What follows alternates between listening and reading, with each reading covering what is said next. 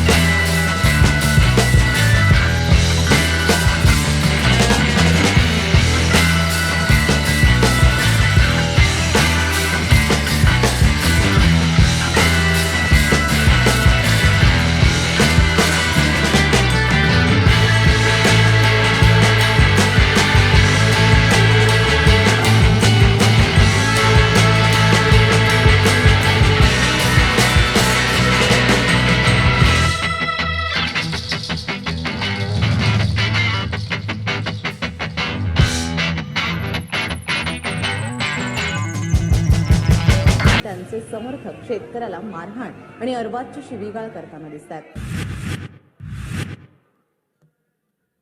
माझ्याकडे अजून खूप आहे त्यांच्याबद्दल दाखवायला. मी अख्खा 16 रीलचा पिक्चर दाखवू शकते इथं. आता मी याच्यातला एक वाक्य घेऊन तुमच्याशी बोलणार आहे, कारण मला एकदम साधं सोपं सरळ सुट्ट करून सांगायचंय. काय असतं ना दादा हो, बहीण भावाचं नातं हे फार म्हणजे फारच अगदी प्रेमाचं आपुलकीचं. कारण एका आईच्या पोटातनं आलेली ही माणसं असतात, ही पाठीला पाठ लावून आलेली ही बहीण भावंड असतात.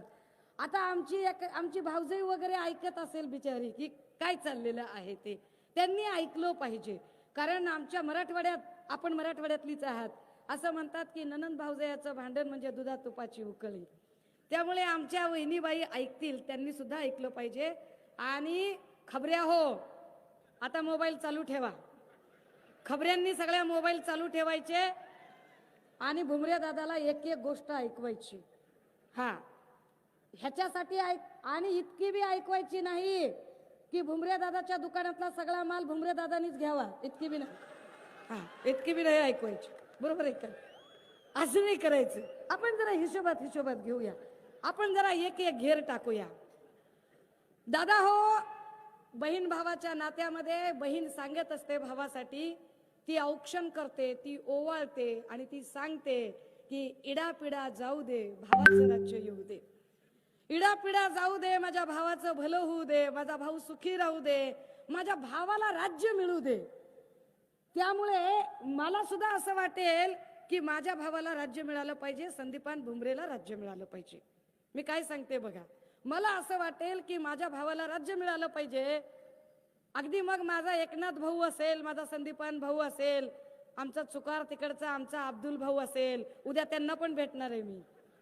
तर ह्या सगळ्यांचं राज्य आलं पाहिजे असं मला मनापासून वाटतंय.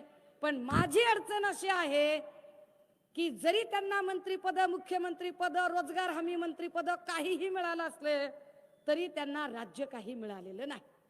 त्यांचं राज्य अजिबातच नाही. बघा बरं का, मी काय नीट समजावून सांगते ते, की त्यांना राज्यच मिळालेलं नाही. त्यांची मंत्रीपद म्हणजे बिनपगारीन फुल अधिकारी कार्यक्रम झालाय. मंत्रीपद खूप आहेत त्यांच्याकडे, नाही असं नाही. आमच्या एकनाथ भाऊकडे मंत्रीपद नाही का? आमचा भाऊ तर मुख्यमंत्री आहे, नाद करायचं नाही, मुख्यमंत्री आहे आमचा भाऊ. परंतु कसा मुख्यमंत्री आहे की आमच्या भावानं कोणत्याही फाईलीवर सही करायची ठरवली तरी ती फाईल जेव्हा ती जेडीसी कडे जाते किंवा जेव्हा ती फाईल फायनान्स कडे जाते तेव्हा ती फाईल पास करायची की नाही हे आमचा दुसरा एक भाऊकीतला भाऊ देवेंद्र भाऊ ठरवतो. आणि मग देवेंद्र भाऊला जर वाटलं की फाईल काढायची तरच फाईल काढली जाते, नाही तर फाईल काढली जात नाही. मग एकनाथ भाऊंच्या पदाचा उपयोग काय? असून अडचण नसून खोळंबा करायचं काय? मी असं म्हटलं की इडापिडा जाऊ दे, भावाचं राज्य येऊ दे, पण भावाचं राज्यच येत नाही दादा हो. तुम्ही विचार करा बघा, आमच्या एकनाथ भाऊला तिकडं ते देवेंद्रजी त्यांचा माईकच काढून घेतात. मी बोलतो, तुला गप्प म्हटलंय ना, मी बोलतो, बोलायचं नाहीस तू. ते बोलायला लागले की अशी मध्येच लगेच चिठ्ठी देतात. मी त्या दिवशी म्हटलं नुसतं एवढंच म्हणलं, माझा भाऊ काही तुम्हाला ढ वाटतोय का? तो राग आला काही जणांना. आता साधी गोष्ट आहे ना, मुख्यमंत्री झाल्या माणसाला तुम्ही का बरं चिठ्ठ्या देताय, कॉप्या कशाला पुरवताय? भाऊ काय आमचा कॉप्या करून पास झालाय का? त्याला काय म्हणून कॉप्या द्यायच्यात? कळत नाही का आमच्या भावाला? तर तिकडं ते आमचे गिरीश महाजन, सुमार बुद्ध्यांक असणारा माणूस, सुमार बुद्ध्यांक, गिरीश महाजन सारख्या माणसाने सुचवावं, किती वाईट गोष्ट आहे दादा हो. आता याच्यातला विनोदाचा भाग सोडा आणि थोडे सिरियस होऊन विचार करा की काय म्हणून हे सगळं केलं जातं. हे फक्त आणि फक्त मुख्यमंत्र्यांना डावलायचे आणि उपमुख्यमंत्री कसा भारी आहे दाखवायचे, एवढ्यासाठी केले जात नाही. एवढ्यासाठी अजिबात केले जात नाही. ही ठरवून एक षडयंत्र आहे, ही ठरवून एक मोठी रणनीती आहे, हे ठरवून केलेला फार मोठ्या राजकारणाचा आणि षडयंत्राचा भाग आहे जो टीम देवेंद्र आणि टीम बीजेपी महाराष्ट्राकडून केला जातोय. तो काय आहे? त्यांना हे दाखवायचंय की बघा, सगळं सत्तांतर होत असताना आपल्या सगळ्यांना असं वाटत होतं की मुख्यमंत्री कोण होणार, तर मुख्यमंत्री देवेंद्र फडणवीस होणार. अगदी शेवटच्या क्षणापर्यंत पत्रकारांनाही वाटत होतं की मुख्यमंत्री देवेंद्र फडणवीस होणार. पण अचानक बैठकीत फोन येतो आणि देवेंद्रजींचा पण चेहरा उतरतो आणि देवेंद्रजी सांगतात की मुख्यमंत्री हे एकनाथ शिंदे साहेब होतील. आपल्याला असं वाटतं की बघा विजय झाला, विजय झाला, बघा शिवसेनेचा मुख्यमंत्री झाला. भ्रमात आहात, डोक्यातलं काढून टाका. असं काहीही घडलेलं नाहीये, असं काहीही घडलेलं नाहीये. वस्तुस्थिती अशी आहे की भारतीय जनता पार्टीला हे पक्के माहिती होते की देवेंद्र फडणवीस यांची कपटनीती आणि कूटनीती ही महाराष्ट्राला कळलेली आहे. महाराष्ट्र प्रचंड चिडलेला आणि संतापलेला आहे. दुसरी गोष्ट अशी की जिसकी जितनी संख्या भारी उसकी उतनी भागीदारी, या न्यायाने विचार केला तर जर महाराष्ट्रामध्ये बहुल मराठा संख्या असेल तर महाराष्ट्राच्या मुख्यमंत्रीपदी महाराष्ट्राला मराठा नेतृत्वाला बघायला आवडेल.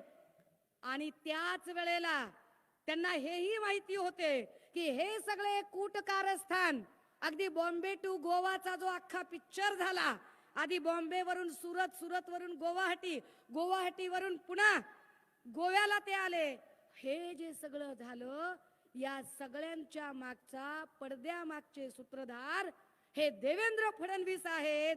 त्यामुळे देवेंद्र फडणवीसांवर आणि भाजपावर